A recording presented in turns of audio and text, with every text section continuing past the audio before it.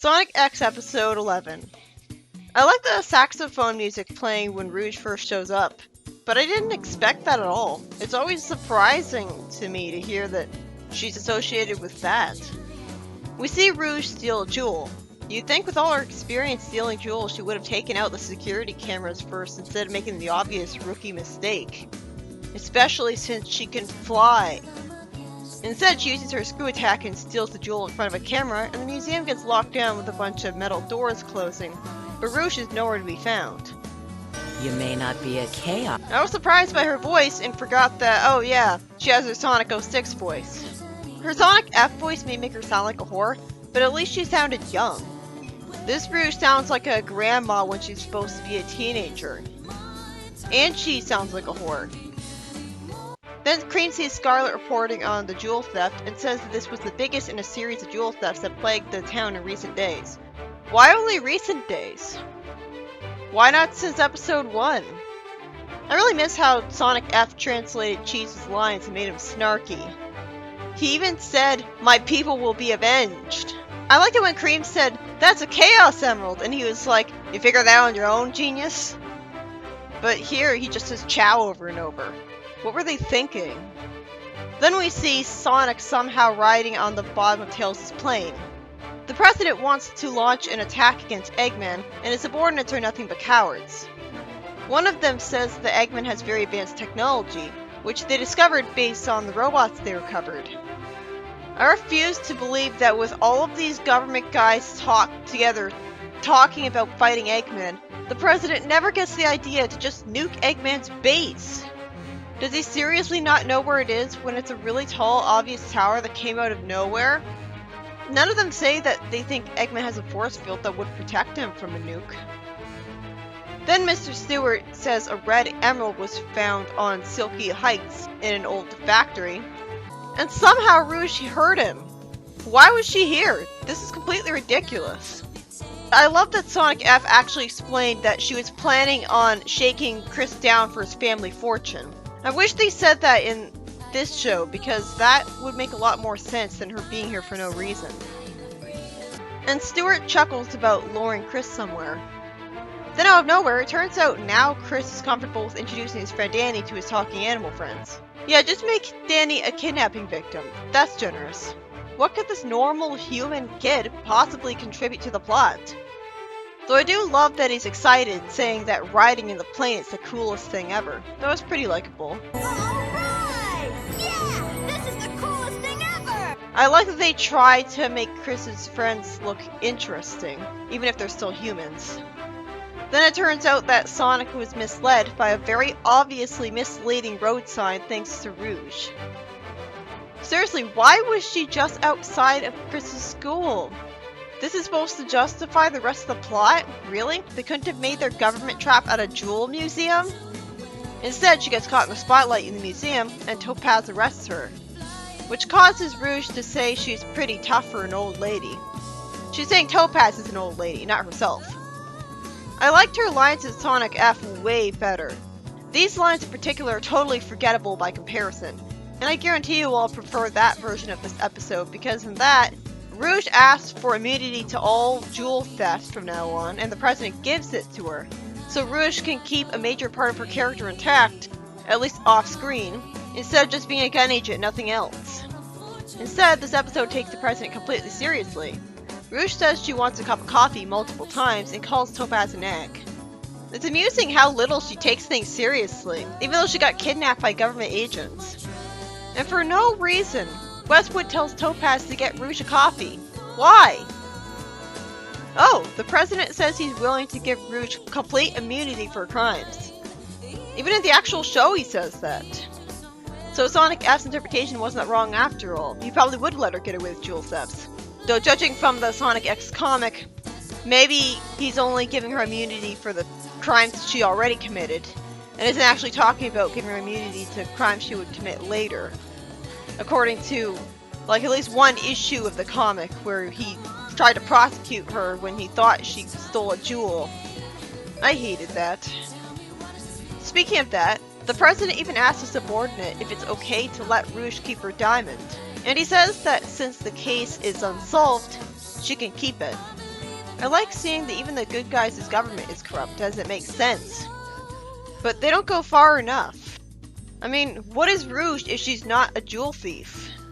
Then Topaz gives Rouge some gold bracelet, which has a bomb in it. I much preferred Sonic F, where Rouge joked that Topaz was giving her jewelry and thanked her, but instead Rouge just complains that it looks like something an old lady would wear. Why would she ever say that? Why did she keep calling Topaz an old lady? That's not funny. The way Topaz looks all flustered at Rouge's insults to the point of literally blushing, it made way more sense how Sonic F interpreted what Rouge was saying to her. Here, she just says typical generic taunts. Rouge flies upwards and leads the government agents on a wild goose chase all around the base for a long period of time. She says she doesn't know where the power output sector is, with Rouge cheerfully shrugging off her lack of knowledge, and then she wants to have a look around by herself. It was confusing that her agents don't trust her and insist on having Topaz supervise her. If Rouge was the type to genuinely work for Eggman to conquer the world, she'd obviously be working for him already. She screw kicks the way the door and finds the green Chaos Emerald that Eggman stole from Tails in the baseball episode. It's good for continuity that if they remember which emerald color Eggman has. The writers have to keep track of that shit. But how does Tails have the green Chaos Emerald in his plane in later episodes from this? Or is it that every emerald is green in this continuity?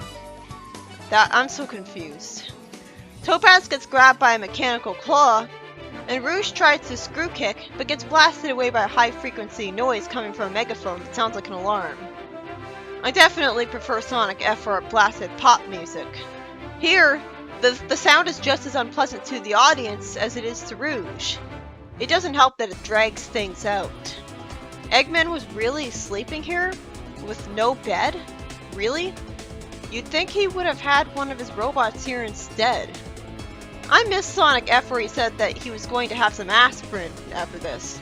Like he was gonna take a small country's worth of aspirin. If I'm referencing Sonic F a lot, it's all because it's just that good. This show needed a lot of improvement.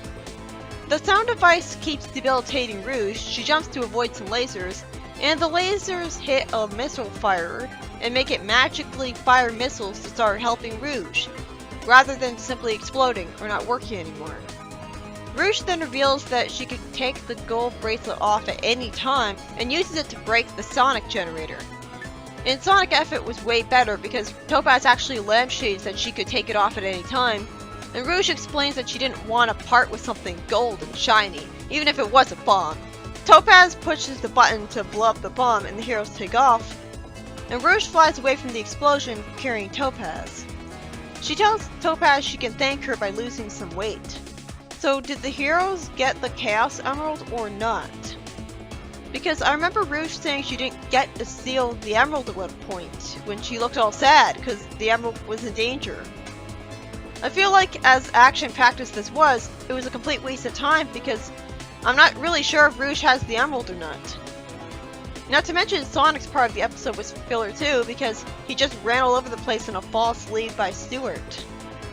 And I loved in Sonic F that at the end, Stewart said that the whole reason that he made them do that wild goose chase was so he could try to steal that painting that he liked.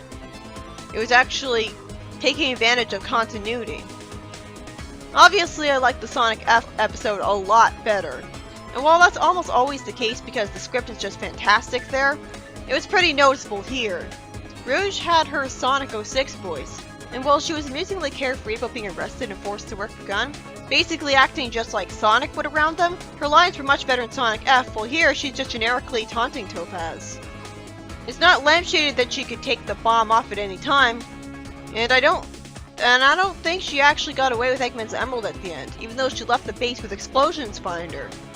So I guess the emerald is made of really solid stuff to have not broken apart and been destroyed by all that. While it was action-packed and exciting with the Sonic Wave Generator, so it didn't feel like complete filler, it still felt like it in the end because nobody got away with the emerald apparently. And the generator dragged things out way too long with Rouge not getting much done until the very end, and the sound she suffered from was just annoying. Also, it should have been a robot who was there to activate the security system. Why wouldn't Eggman be in a bed? Why would a hedonist like him put up with sleeping on a chair every night? Rouge was amusing and fun to watch, but not nearly as much as in Sonic F's remake of this episode, where she had a much better voice and was a lot more successful at taunting Topaz. Here, she just says she's fat and old when she's clearly not. Topaz at least contributed by pressing the button for the bomb, but that's all she did besides get kidnapped. How the hell did Eggman survive that explosion anyways? And why didn't Rouge just instantly kick her way to the emerald? Topaz wouldn't have gotten kidnapped if she hadn't wasted time staring at the emerald standing in place.